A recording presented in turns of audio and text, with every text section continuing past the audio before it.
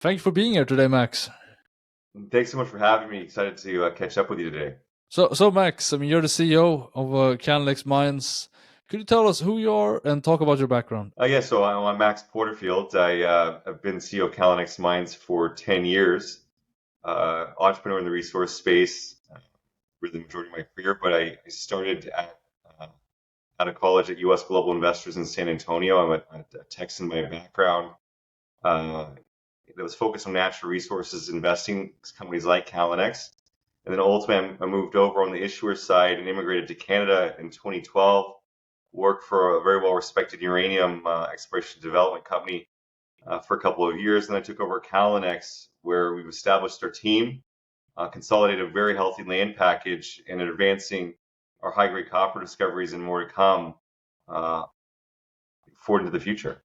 That's who I am. Awesome. So could you give us a recap of Callinex history? Yeah, so Callinex dates back to the early 1920s with the presence in this area that I mentioned called the Flin Flon Greenstone Belt in northern Manitoba.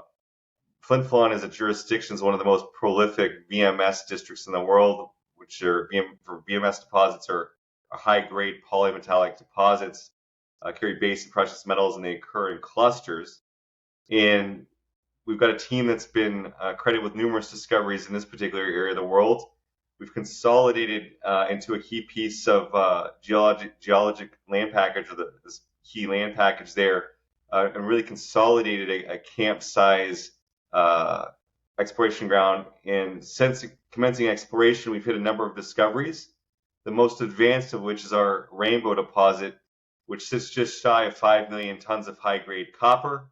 And we've got two 43101 compliant resources, Pine Bay, Rainbow and the Pine Bay deposit, and are continuing to now expand those discoveries as we test new areas in different areas of the property. When we spoke last year, you were just about to start. You had just kicked off the drilling campaign. The selling pressure seemed at that time to have abated from two large sellers. Yet here we are. Your share price is 25% lower, give or take. What has happened since we last spoke? Well, I mean, we've generally had a tough market, but we've continued to execute both on the kind of the corporate level as well as with the drill bit on the exploration front. So since we last spoke, we had recently acquired this extension of the Pine Bay camp to the north on what's known as the Alberts Lake option. That area was highly prospective. We were, quite frankly, our team's been itching to go up there for about 8 or 9 years now. Um, but we were able to get to terms on expanding, getting that ground, and then we knew when getting that ground there was a inherent historic back-end right that was controlled by Teck. So we've been busy working away on negotiating that back-end right to be terminated because it's very onerous and it really encumbered any exploration. From our standpoint, we weren't going to do any drilling on that property until we removed that back-end provision. Because again, it would kill all the upside for ourselves and our shareholders and that we're working on behalf of. So that was completed in Christmas Eve, and we also began permitting that area and received permits in late December on that new ground, which we're very grateful for. We've now initially tested one target, which we'll discuss later. In addition to that, we've done all the baseline tests in the final engineering work, the closure plans to submit for an advanced exploration permit on our most advanced discoveries, which I mentioned, the Rainbow and the Pine Bay deposit. And again, we're just on the verge of submitting that application, and the AEP will allow us to ramp down to the Rainbow deposit, take a bulk sample, and provide a platform for underground exploration moving forward into the future there. And really the halfway point on permitting, as you know, and you can have a greatest discovery in the world, but if you can't get the metal out of the ground, that's obviously a big detractor to a lot of projects and a lot of jurisdictions. So again, that's a key thing to get done now, and I think that's going to be very rewarding for our shareholders as we move forward and continue to focus on exploration on the property. So in terms of exploration, since we last spoke, we'd outlined 3 target areas to be tested as well as a step out on our descendant discovery that we had very high hopes for, and we still do, are very optimistic about that discovery and the future that it holds. And so with that, we tested our target area Poseidon and subsequently tested a step out on descendant. And then once we received those permits on that extension of the Pine Bay camp to the north on that newly optioned ground, we immediately went and tested a very shallow near surface target. We're very excited about the initial results, are very encouraging from that. And I think that's just a small taste of what's to come as we look to vector to a new shallow discovery on the property here in 2025. So Descendant and Poseidon didn't hit. Still, there is, I mean, you mentioned in the news release that you could do using some kind of FARA system. Maybe you could tell us how that works. Is that something that you would like to go forward with, or is sort of for now have you written off Poseidon and Descendant and also Ron Odin? I don't like the word write-off because when, from an accounting perspective, when you write off something, you deem that there's no value and you're writing it off to zero. I'm no native English speaker, but at least in the short term. I'll catch you a break on that. But just from my perspective, that's the terminology I use. So no, we're definitely not writing those areas off. You just got to prioritize, and priority for us is going to be at hitting discoveries near surface. And the reason for that is quite simple. It's economics and the impact it's going to have on the long-term operation of the Pine Bay camp on the, on terms of a initial production outset there. Because again, if you discover another near surface discovery, that too in turn would be ramp accessible like Rainbow and the Pine Bay deposits are. They're very shallow discoveries. And that will lead in turn to lower exploration costs, lower development costs, as well as timelines to bring those into the fold, and can have an immediate impact on our initial production profile. So first off, we're not writing those areas off. Now, in terms of Poseidon, we were testing with new geophysical data there, going back into an area that we had tested just, with one hole.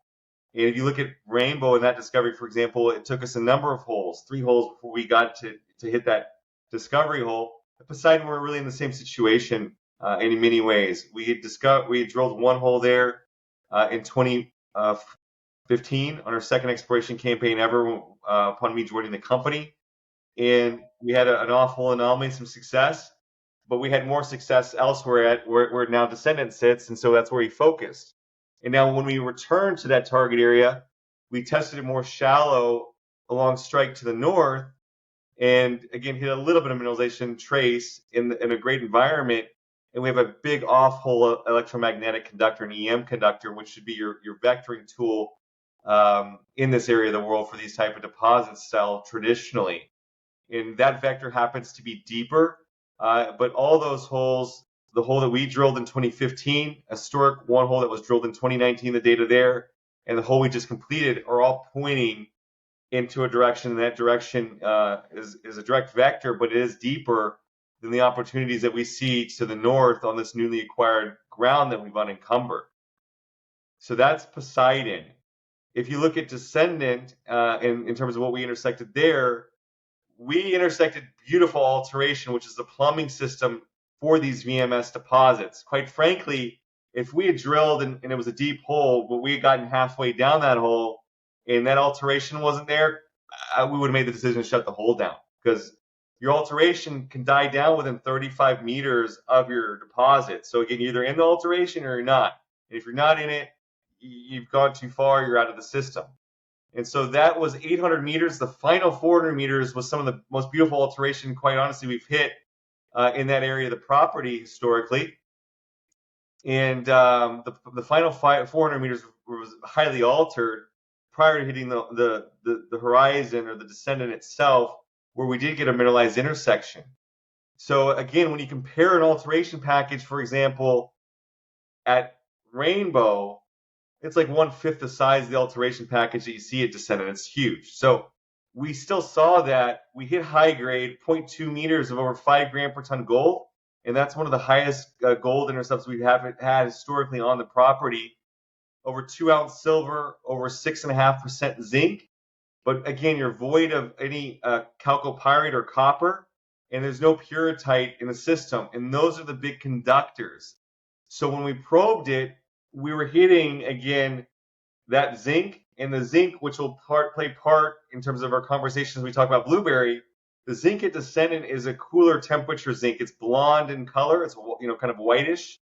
And again, those minerals are very lowly conductive from a vectoring perspective in these type of systems. So at some point moving forward, we have evaluated using the ferrous system that you've mentioned, and that is a system that you go in existing boreholes that were already been drilled, and then it helps you map from hole to hole where you can have more thicker parts of that system or areas, which then you target as a priority. But again, that's being put on a temporary pause, not forever, but certainly while we prioritize the very exciting targets that we're going to be testing to the north, and we've already began testing with the initial hole, the first hole into target area Blueberry that we announced just yesterday morning that I'd be happy to discuss with you in further detail as we kind of transition to the north. So that said, all meters that you will allocate in this year's program will go to the north, to the northern growth fault. Yes, there's two additional growth faults that we've interpreted to the north. One hosts two historic deposits, one called the Amulet and the other one called Leo. And the Blueberry target area sits right between the two on that growth fault corridor. And then there's a third one to the north. It's got three distinct targets that we're quite keen on wanting to get into and work on. I mean, you terminated the backing right at Alberts Lake, or your ground to the north. So now Teck Resources is a shareholder of yours. What is the communication between you and TechBin, and what's their interest in Callinex? I think now as shareholders, they're interested in investing in high-grade copper and driving these discoveries forward. They have equity upside, given that they also have half warrants at $2 a share. And so the big thing was to create an alignment and broader exposure to our entire exploration portfolio to the south as well as to Eastern Canada. So again, they're from a shareholder, supportive shareholders. We have a long-standing relationship with Teck. I've gotten to know them all quite well over the past several years since we've hit our rainbow discovery, and really pleased to have them on as shareholders.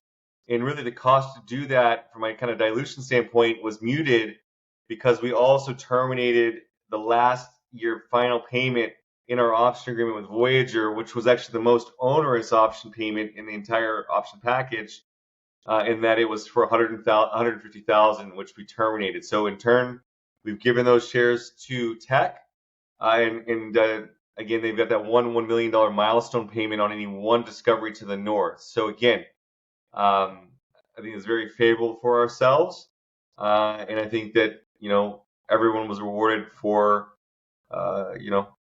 what they added to the whole deal structure with Teck becoming a shareholder. Could you just describe the option agreement with them? Yeah, so it's a 5-year option. Well, now it's a 4-year option because we terminated last year, but it's a 4-year option, about $500,000 in total value, all in stock, no minimum work commitments on that option agreement, and then we can choose when we like to pay, whether in stock or in cash. It's flexible. So again, got a great relationship with Voyager.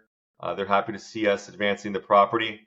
They hold a royalty on Foran, and that production coming online very soon. So again, they're transitioning from maybe more of an explorer to more of a royalty company, that could be paying very quickly for them. And what was that $1 million milestone payment that you mentioned? Yeah, so instead of having a royalty, I'm not a big fan of royalties. That there's a $1 million milestone payment that will be paid and due upon construction on one time. Okay, so that's good. These occur in clusters, and we're very optimistic people, but we believe we're going to have numerous discoveries there. And so I think that it's certainly beneficial to have that $1 million milestone as opposed to a royalty. And by the way, so what is the overall royalty on Alberts Lake, or the northern package? On the northern package, well, it's twofold. We did some staking, so those are obviously royalty free. On the option agreement, the royalties are 1.5% NSR.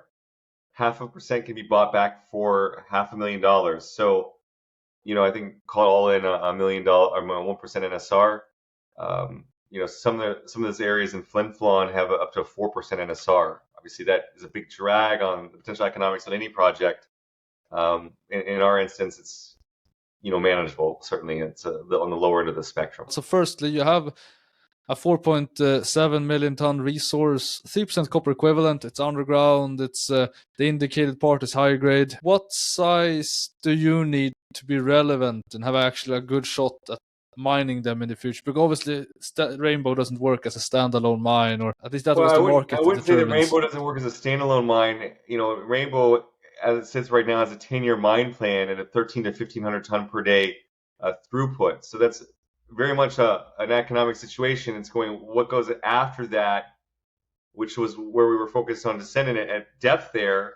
But now, given the opportunity to be able to target something near surface, the opportunity sits to hit a new discovery that can be fast-tracked and brought up behind Rainbow and the Pine Bay deposits and grow that incremental initial production profile from between 13 to 1,500 tons per day to north of 2,000 tons per day.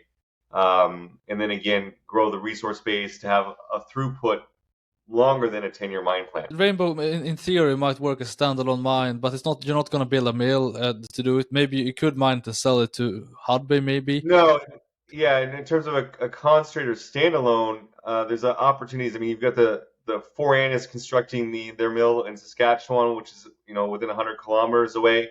Historically, Hudbay has trucked over 110 kilometers ore to be processed in Flin Flon, where they have a mill on care and maintenance.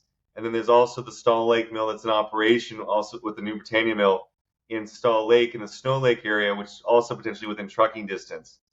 But when you look at building a concentrator on site at Pine Bay, you want to do so with a longer term vision, and you're looking at initial, a kind of once you get up and running, a production throughput of 2,000 tons per day, which is the focal point in the near term on replicating. Actually, the focus is hitting a tier 1 discovery near surface, and we can talk about why I believe that can certainly happen for us. And we're focused on that happening for us, clearly. If you stumble upon something smaller than that on the way to that, it's going to have a big, big, meaningful impact on the project's economics, as you've alluded to at the start of your question there. Speaking of that, so you have 3 mills in the area. So 2 of them are in operation, and the one is in care and maintenance, One's in right? construction. Oh, one's sorry, in one's operation, construction.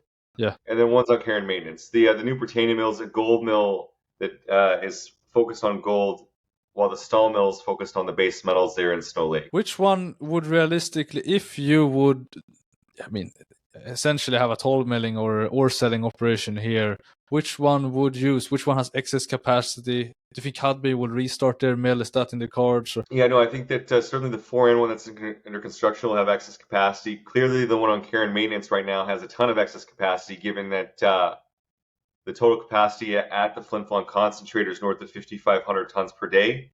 And I do believe there's excess capacity still over there at the Stall mill, and it appears to be the case. Just looking at the fact that they've brought that New Britannia mill online to get better recoveries of the gold, which would leave some more throughput available at the Stall mill. In terms of which avenue we're going to, that's why we have a lot of optionality, any of those there, as well as our own, because they're dependent on different plans, whether it be Hudbay and how they're approaching things in Flin Flon is up to them as an independent organization. But I can tell you that they've been reevaluating their reprocessing the tailings. They've been public about that focused. I mean, they put a lot of disclosures on that, of course. So I'm not speaking to anything that everyone doesn't know about. And then, they're also doing exploration in the immediate area that we actually surround with our Pine Bay camp. They have active drills turning right now with Marubeni, and Marubeni is spending $12 million on a 20% earn-in on some smaller pieces of claims or land packages there in immediate vicinity of our Pine Bay camp. So there's a lot of unseens out there. But if you look even on the situation where Hudbay was sitting, if they hit something next door to us at the North Star property, we're going to be in a unique situation because we'll be having a much more advanced asset base that's now entering the permitting phase. And really, for economics on their standpoint, I would say that they're going to need to hit another standalone on their own right to restart that Flin Flon concentrator by themselves without any incremental feed from deposits like Rainbow and Pine Bay. So there's a lot of opportunity. Obviously, we could probably talk over an hour just on that alone. But that's the opportunity that we've always had, being located where we are located in one of the most prolific districts in the world, which has put in place all that infrastructure and that workforce, that permitting regime, and everything that we've come to really love about exploring this area of the world. Okay, so here we showcase your land package, and here we got the yellow is the option agreement with Teck. Could you tell us about the previous work that has been done here? Why you think it's attractive to explore and has potential to make more VMS discoveries on? Yeah, no, certainly. So if you can see on the screen here, blue claims are Hudbay's claims. And you describe really the traditional Flin Flon camp would be right here. In these three deposits, the Callinex, the Flin Flon, and the 777 mines, as well as the Trout Lake mine, you're looking at over 100 million tons of mineralization that was mined in this traditional camp historically. Whereas over here at Pine Bay, you've had a real void of modern day exploration. And oftentimes I get asked from people, oh, well, everything's been picked over. And that's just an expectation. And I think it's not an unfair expectation an investor would have when you know the rich history that the Flin Flon campus had, century of production, 32 mines. And you will say that Hudbay or any of the other explorers have really exhausted all the kind of low-hanging fruit, and that was one of the reasons why blueberry got its name. Is obviously a fruit, and this area had actually gotten hit by a forest fire, and blueberries come after quite strongly after forest fires. So right here was the traditional Flin Flon camp. Sorry, I just touched on that. And as I mentioned, this is the newly staked ground, and then the yellow claims right here is the option agreement with Voyager. We've been focusing our exploration predominantly in this main controlling growth fault, but we've actually, when we've consolidated, there's a number of other growth faults that are on the property. You can see there's a smaller one to the south, but we were keen on this area, and then this new one we've interpreted to the north to be very, very favorable. And you can see over at the nearest growth fault to the north, the one in the middle called Baker, where the Amulet and Leo Lake deposit sits. This has far fewer discoveries that sit within it today than the much more this explored area that we've been covering, as well as Hudbay's covering right here with their optional Marubeni. So there's a number of past producing mines, the Rainbow being the largest of which, and now we're expanding to the north. And the key rocks are the felsic rocks in yellow. And the yellow rocks are the host rocks to 90% of the mines in the camp's history. So we've consolidated the largest exposure at surface of this rock package that has not seen the love and attention that I certainly think, and we certainly think as a team, that the project should have been historically shown in that area of the world. So just to jump over and show you some airborne data, your first pass of exploration when you come into any kind of new area or a greenfield ground that you're finding prospective for base metals or conductive bodies, you're going to fly a VTEM survey. And what you're looking at is a VTEM survey data for the northern part of this ground that we just acquired that was flown in 2010. So it's a modern survey, and what we find is that there's really been next to no modern exploration on any of these target areas that are being identified by the airborne data, and they actually all fit within our exploration model that we've had on a regional basis, and that's again supported by these growth faults that control the mineralization that you can see has been established over in this area to the south. So the horizons that control the mineralization strike to the northeast, as you can see me kind of rudimentary draw out here for you. And then, and again, so they all sit like that. And then there's a subsequent break point which then controls that we'll call the growth faults. So a horizon will sit northeast, and then these horizons occur in regular intervals across that. Now, if you look closely at the data, there's a tiny blip on the airborne data that relates to the historic Amulet deposit, which is sub 100,000 tons of high grade. And then the same you can see over here at Leo Lake, which is the Leo deposit. It's like 70,000 tons of high grade copper historic. Now, when you look at the Pine Bay growth fault that we've been focused on, you would historically only see a small VTEM anomaly over Pine Bay. And that was it. Maybe something over in this area, but we didn't have any isolated conductors like we have spread across these growth faults that we've got interpreted that you see here today. The Blueberry target, and that I'm going to come back to and we'll dive into, you can see as interpreted sit along strike roughly 2 kilometers from the Pine Bay deposit, which we have a 43-101 resource on. And it sits within this growth fault corridor between the Amulet and Leo deposits. Amulet is along strike and associated and interpreted to be on the same horizon that hosts the Rainbow deposit to the south, as well as this new target area to the north. Now, before I jump in to talk to you about Blueberry itself, we'll just briefly touch on the lack of exploration on any of these targets to the north. This area was targeted in 1977 and 1980. And you're talking a 75 meter hole that was drilled, and then this 96 meter hole stepped out 10 meters from the original intersection and ended in very favorable geology that we would never shut the hole down if it was us controlling that rig today. And back in 1980, there was no borehole technology, and no one ever followed up. You hit favorable VMS mineralization, sulfides, alteration, and that was it. So again, I would argue, and we would argue that was, you could argue that it could be tested, but certainly not adequately within 35, 40 meters of surface with no borehole EM. These VTEM, just like IP, is supposed to get you into areas.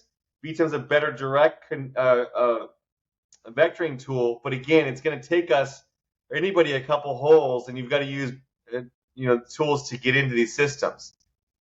This area to the along strike from Blueberry and the Pine Bay deposit is another target area that's identified.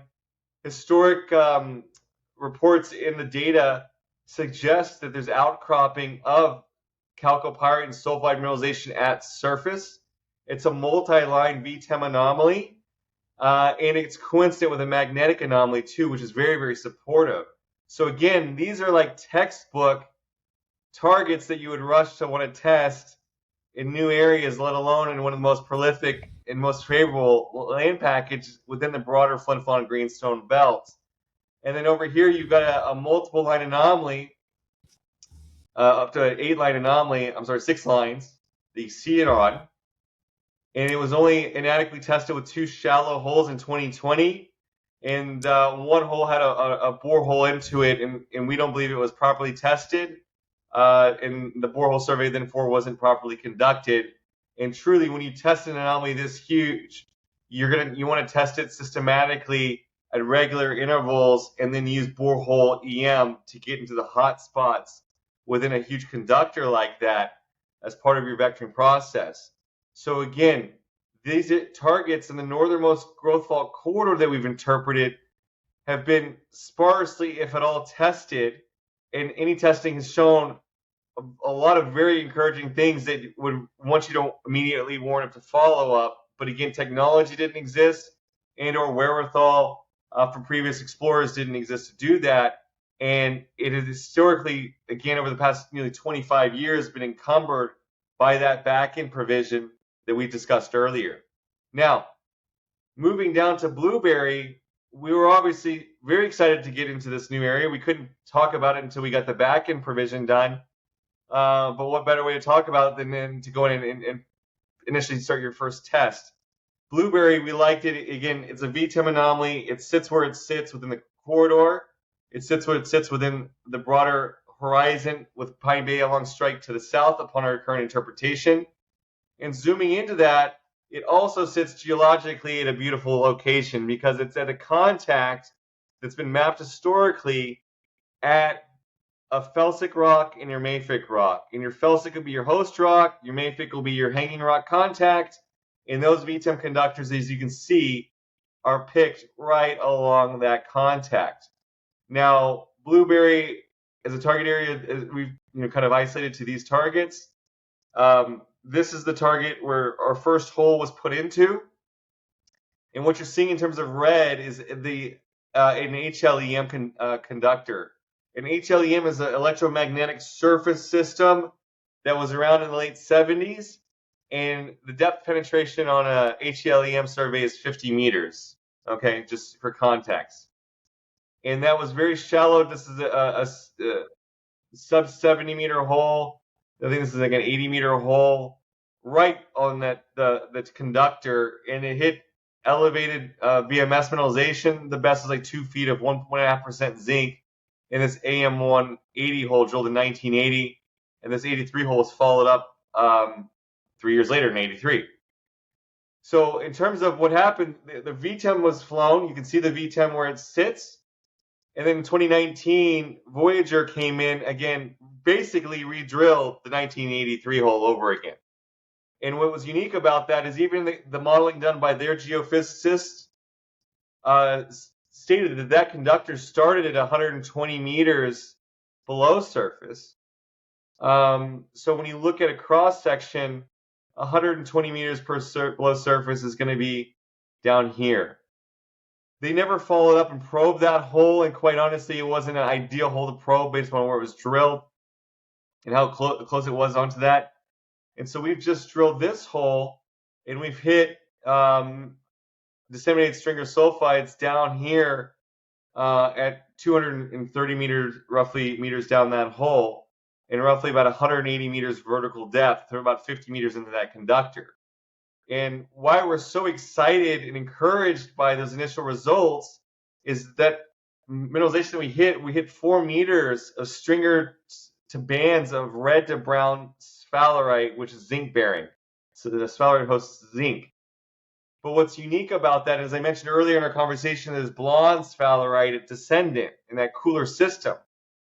And the colors change by how hot your system and the event that you're in are.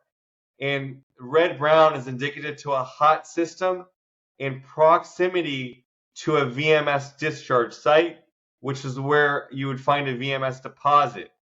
Now, if you take a step back and look where we've had a success in the property historically, when we were first drilling our first hole into the target area that ultimately became Rainbow, you can look up in our press release we put out in 2020, but we hit 1 meter of this mineralization, red-brown sphalerite. The most significant was a 1.5 centimeter band. And then we had subsequently probed that hole and had a big awful anomaly to the south. And that awful anomaly 2 holes later was Rainbow.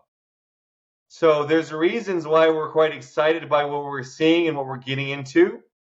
These VMS discoveries take a couple holes to get into it, but we're certainly are quite pleased with our early indications of the mineralization that we've encountered being more robust, closer to surface than mineralization that we've encountered historically that's led to a lot of success subsequently, therefore, afterwards, like the discovery of Rainbow in the example that I just shared with you.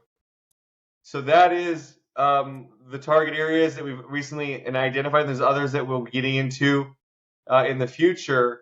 But you can see the low-hanging fruit that's emerging and how there's been no exploration or very little, very historic exploration or any kind of modern exploration has been inadequate at any of these target areas that we've kind of initially outlined for you to the north. The first one being that we've tested being Blueberry, and we'll get into more detail and outline the details in the minutiae of the other target areas at a later date. But we wanted to get in, test Blueberry, and then go from there. And now is our kind of our next step forward to the north on this unencumbered land package that we're obviously very excited to get into because we took our first opportunity to do so the minute we had that opportunity. Next step is to probe the hole with borehole EM and then follow up with another 1 or 2 holes at Blueberry. That would be the next step at Blueberry. And then beyond that, kind of behind the scenes in terms of plans, there are some other holes because the property was explored, but a lot of the exploration that was done was actually for gold exploration. But you can use a lot of the data because they still take geochemistry. But uniquely enough, you find in this area of the world a lot of gold that sits in the hanging wall. The footwall. So ahead of these deposits. And so we want to use the historic drilling that's been done where we're seeing favorable geology in the logs. They were targeting gold, but you wouldn't have probed for an electromagnetic EM. You don't probe those holes for gold. But they've already been drilled, and we believe that those potentially were in the footwall of a VMS system. And so we want to go probe Blueberry and a number of other holes at one time. And that could also unlock some very, very other shallow targets that, were well-intentioned from exploration perspective, but their focus wasn't probably right on the right spots. So what work are you doing now and will be doing to work up your targets prior to starting to drill? Yeah, so we've already been doing a lot of the work. That's how I can even talk about what I've just talked about and outline what I've outlined to you in terms of the low-hanging fruit in terms of VTEM. So what you can expect moving forward for an exploration plan from Callinex, as I mentioned, probing of the Blueberry hole is obviously an immediate need when we get to work, but we're also going to go out to other areas that we didn't discuss today, where they were historically exploring for gold, like I mentioned, that were never probed and that we find exceptionally favorable for a VMS deposit that could be sitting nearby. So again, probe Blueberry hole, a number of other holes that are in the area that we didn't discuss today, and then have a small shallow campaign following up at Blueberry, as well as testing some of those targets that we discussed today in the northernmost growth fault corridor that we have access to in the summertime.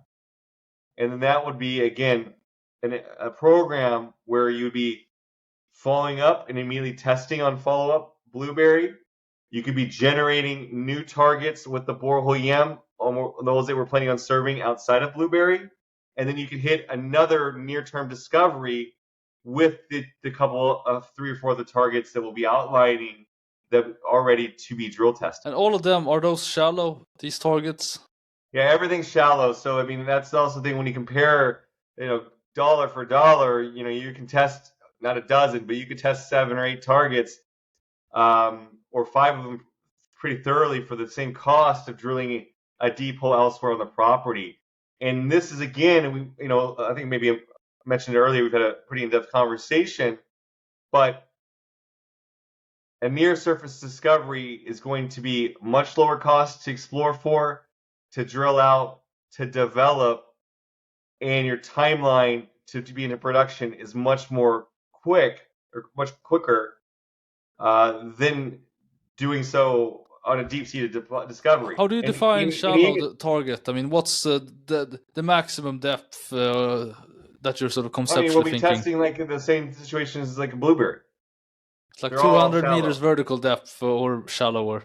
Yeah. So then the question is, you will test most likely 5 targets. It sounds like this year, all depending on if you make a discovery before, you might not test all of them, but for 5 targets, around that is the number. Yeah, that's like the sweet spot for us, 4 or 5 targets. It's always been that. We've never been a company that's ever been we got 20 targets, we're going to go test type of company. But when we do something, it is refined. It's unique because when you look at a lot of work that's been done in the past and you put together everything, you see a lot of work that has been done, replicated work and stuff like that. And so, again, there's a lot of time that's put into de-risking, making sure what's been done, and not, you don't need to have 100 targets to have success. If you look at Rainbow, for example, we had 4 target areas. Rainbow was our number 1 target area, and we hit on Rainbow.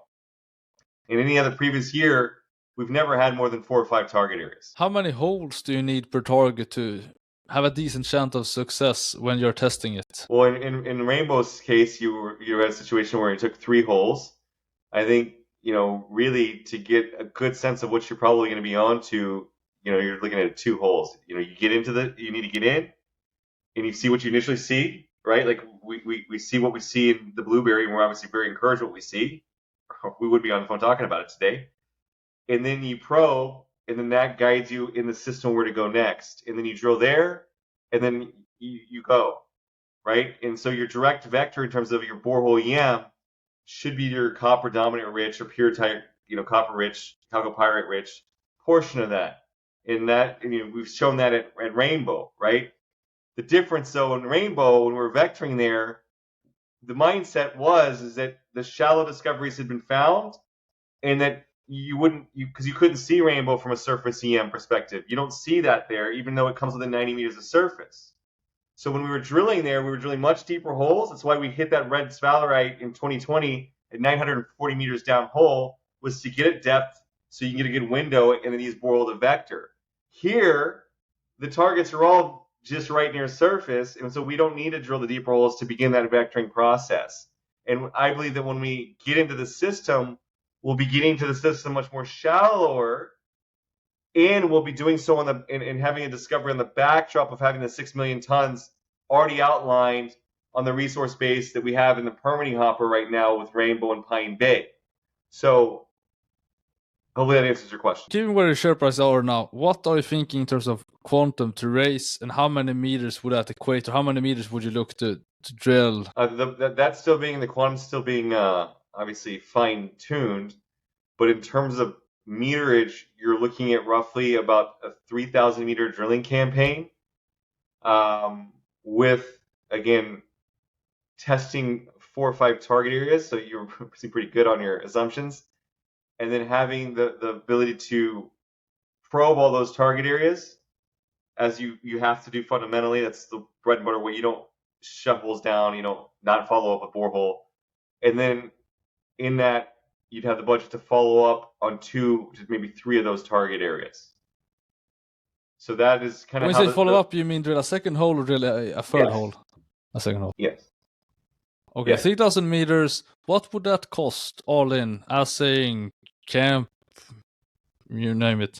So that's why I said we're refining the budget, and that will be more refined as like this kind of put together. But you're looking at something like that, $750,000 Canadian. That's not so much. Well, like I said, that was the benefit of drilling a whole 300 meters as opposed to over 1,000 meters. Why not drill more if you can drill? I mean, if you can drill drill that amount for 750,000 meters, $750,000. Because we needed to limit dilution, and we think that if we hit a big hit on any one of those holes, it'd be very meaningful for our shareholder base, and you could recapitalize and then focus therefore afterwards. I think that I'm not saying that the raise is only going to be $750,000 in terms of that's a budget cost to encompass a campaign like that I described as what you asked me. And the raise will probably be more like 1.5 to 2 million then. Well, you have G&A, you have G&A, marketing, a bunch of holding costs, legal, accounting.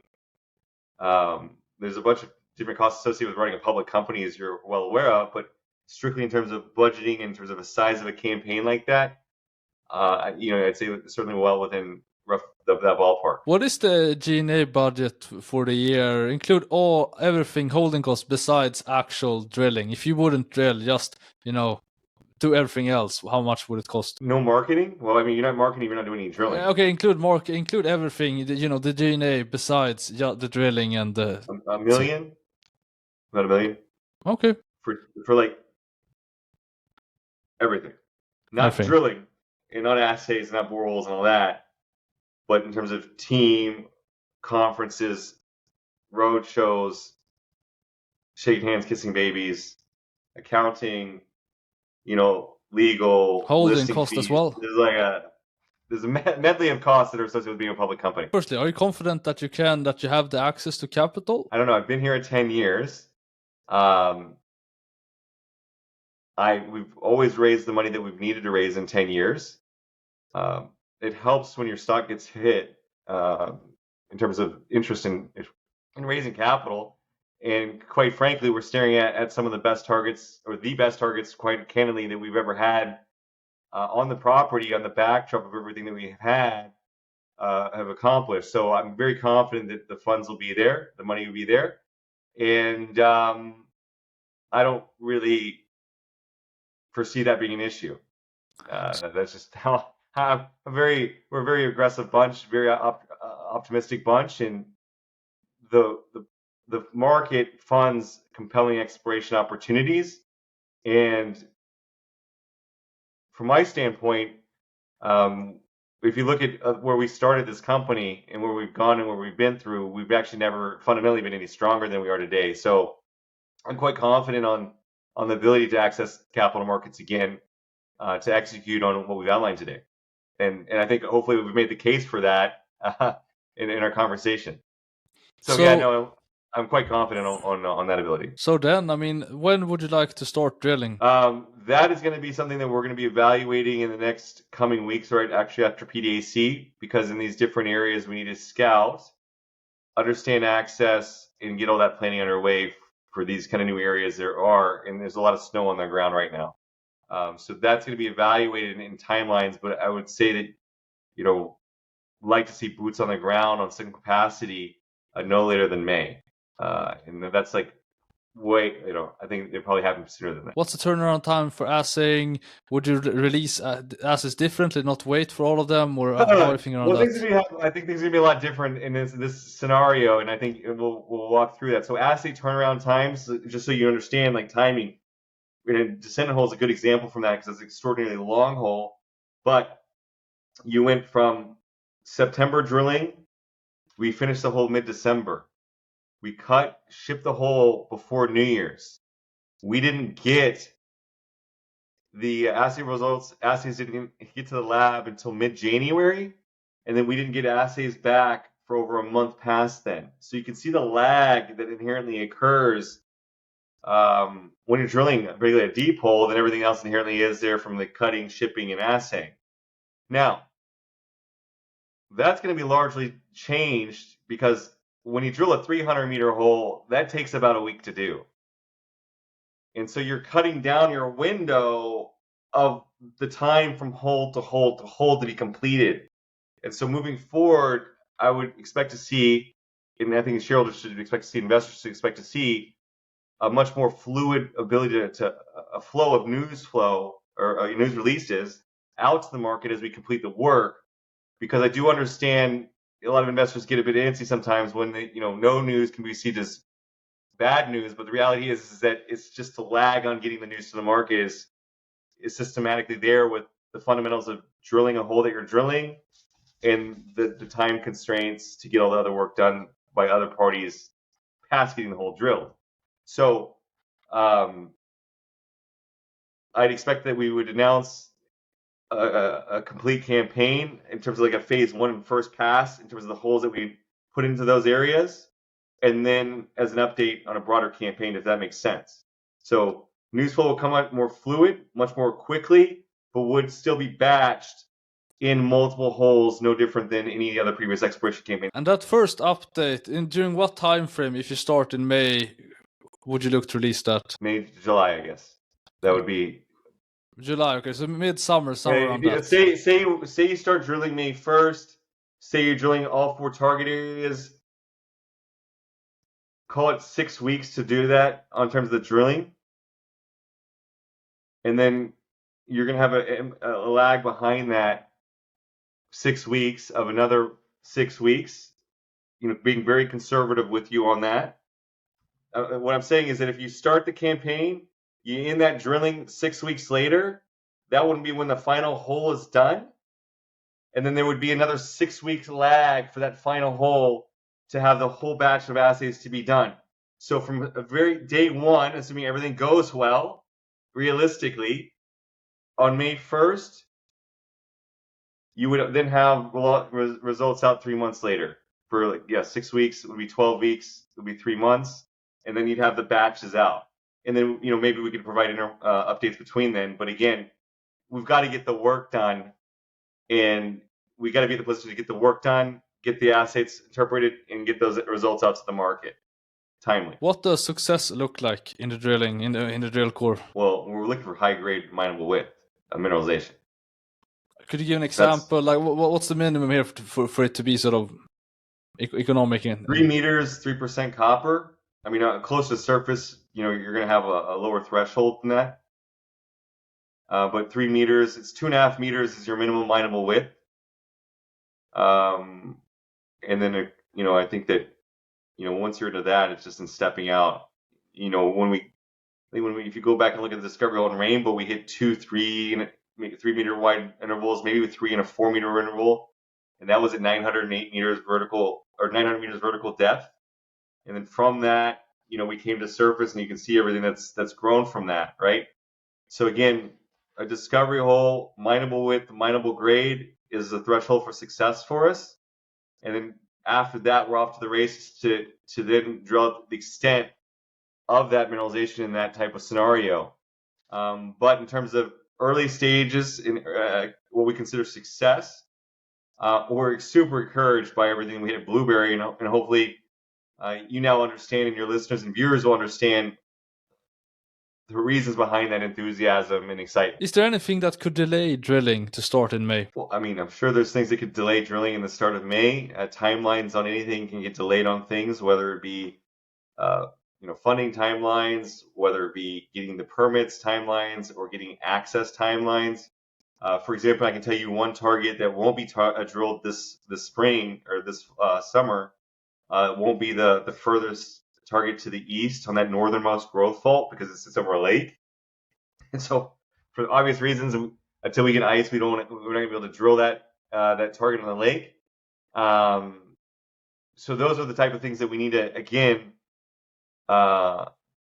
get more definitive on planning things out. And I know you're obviously very keen on knowing the kind of details to all that, but they need to be refined in more detail, right? I mean, we need to get boots on the ground and see what different axes are at different parts of the year, because axis changes throughout different parts of the year. We've always found a way to get into different areas, but again, timing of that is there in terms of there are 2 periods of time in the year where you have breakup, and of course the spring thaw is when things will be more, until that is solidified by the heat of the summer. You can be muddy in different areas of the property, so moving around can be more challenging. Is why I kind of give that as an example. That AEP, I mean, you will submit it? When will you submit it? And when could you expect to receive approval? Yeah, I'm going to be submitting it within the next couple of weeks to maybe even days at this point. We just had a final call with the mines branch that included various groups and the environmental department as well. They're part of that, and that's one of the key things about the AEP is that once you have the AEP in place and we go for environmental license, the province and everybody, even the environmental department, they're all aware of the project. This isn't something that's now new for them. So yeah, that could be coming up very, very soon. We've done all the work on that, engineering work, as well as the baseline studies from an environmental standpoint. So yeah, it's a big milestone for us. It's something that's not as appreciated as a stellar drill hole, but I would argue that it's in many ways probably maybe even more valuable at sometimes than a big drill hole, because if you don't have a permit, how much value is it if you can't actually get it out of the ground? Oh yeah, timeline 6 months. Yeah. A short timeline, longer 12 months. Okay, but again, this is already work that's kind of been you do it, then you kind of maintain and work on it as it gets processed. But again, our focus is discovery, exploration, and growing the resource base at the Pine Bay camp. So realistically, you won't spend any money to actually put in the ramp this year or in the next 12 months from now. And what's your relation to Hudbay Minerals, which has and you said that, do you have any idea when they will make a decision if they decide to restart the Flint Flon operation based on their tailings? I don't represent Hudbay, so I'm not in a position to speak for them and their plans and where they are within their plans. I think that they've given a number of updates to the market, that they are quite confident on where they are with the reprocessing of the tailings potentially in the future. In terms of relationship with Hudbay, we've got a great relationship with Hudbay. We've got a CA signed, so I, a bit of a can speak freely about every detail about everything, but we speak to them regularly and recurrently, no different than others that we have CAs with that are Hudbay size or much larger than Hudbay, that are quite keen on watching our discoveries grow and potentially being a part of that at some point in the future. Are you working on any other initiatives for the year? I think I've got my hands full, or my mouth full, whatever the old saying is on that, in terms of initiatives. I do think the other initiative would be creating value on our assets in Eastern Canada, kind of as a satellite to that. But in terms of where we're putting our dollars to work and money to work, it's certainly going to be very keenly focused out there at the Pine Bay camp. We do have another project that's, kind of its early stages, that's kind of gold oriented, very close to Pine Bay. But again, in terms of our initiative, it's growing our resource base at our Pine Bay camp, getting our permits in place necessary to advance development there when we're ready to do so in the future. Ultimately the biggest priority, and this is what I wake up every morning on my mind, and it's hitting discoveries at the property. So that, ultimately is our biggest number one priority for myself and everyone in the organization. And quite frankly, you're in the wrong organization if that's not your number one priority. Where do you envision Callinex mines at the end of this year? I envision, a big step in the way of permitting, and I like to see ourselves not just into one discovery, but I like to see ourselves in a couple of discoveries that have real legs to them, that are near surface, where we're going to be building volume very quickly. And I will come back and end with this. When you look at the flight lines on the VTEM data that we kind of went through and walked through together, each one of those flight line spacings is 200 meters apart. It's a very, very wide spacing. And when you look at those anomalies, you can see those conductors emerging on more than one of those lines. Like that big one on the water, on the lake, is about 6 lines. So that's, again, about 1.2 kilometers of strike that you're seeing in a conductive body emerge. It's isolated, and we kind of went why we're excited where they sit, right? I mean, they don't just sit in some random spot where there's a bunch of graphitic argillites that would be your conductor. And they certainly don't appear to be formational based upon their characteristics. And so when you look at that as a footprint, and you look at the past producing mines and deposits in the area as other indicators of size and footprints, Rainbow's got a strike of 100 to 150 meters, and they're very elongated. They usually have a plunge about 7 to 10 times that. You see that at 777, you see that at Lawler, you see that in Flin Flon Camp. And so when you take into consideration that the strike of any one of these target areas that we're outlining this year is in excess of 200 meters, each one of them fundamentally has the potential to be a 20 million ton anchor type of discovery. And that's why I'm just so excited about this, is I would never, I'm always just straight up, I would never have dreamt that it would have been the targets that sit out like that. The targets are emerging the way they have been for us. And I'm a guy that likes to talk about things I'm excited about. And it was just so challenging to be able to do that when you had the back end right on that. I mean, it's kind of like, well, you bought this acquired this new ground. Why aren't you talking about it? Well, we could really talk about it is that we're working on getting this back end right. Now you can kind of understand why we needed to be that way and under the circumstances that we were. And we're very grateful for Teck to be a shareholder and benefit from our work that we're going to accomplish on the property, including, obviously focused to the north now, with having them as shareholders and being kind enough to terminate that back end right, which we're pleased with.